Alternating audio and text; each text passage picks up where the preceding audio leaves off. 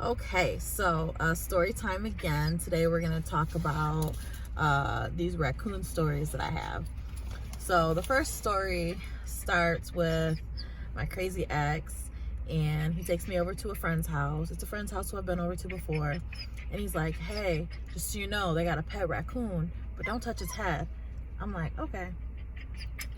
I was real life excited because I was like, I really wanted to see me a little trash panda.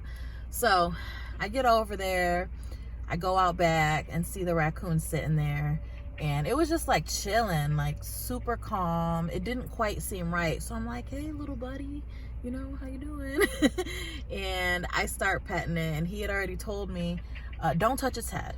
He's like, they got a pet raccoon, just whatever you do, don't touch its head. And so I start to touch his body, and the next thing you know, I just start scratching its head, and it's sitting there giving me a weird look. And he comes out and he's like, what are you doing? I told you. He's like, why are you touching a wild raccoon? And I'm like, you told me it was a pet. He's like, nobody has pet raccoons. So I was just touching this wild raccoon, and then out of nowhere, it's like, it starts like making all these crazy faces. It started healed over, started having a seizure. Y'all, it was so bad. I felt so terrible for him.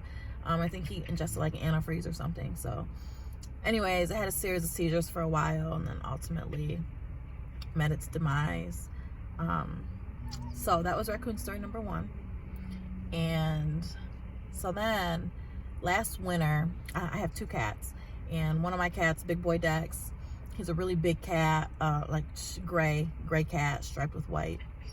And last winter, they just kept sneaking out of the house. They kept sneaking out of my back door, and they would be out there for like a couple hours, and then I'd be asleep, and they would come to my window and wake me up to come out and get them.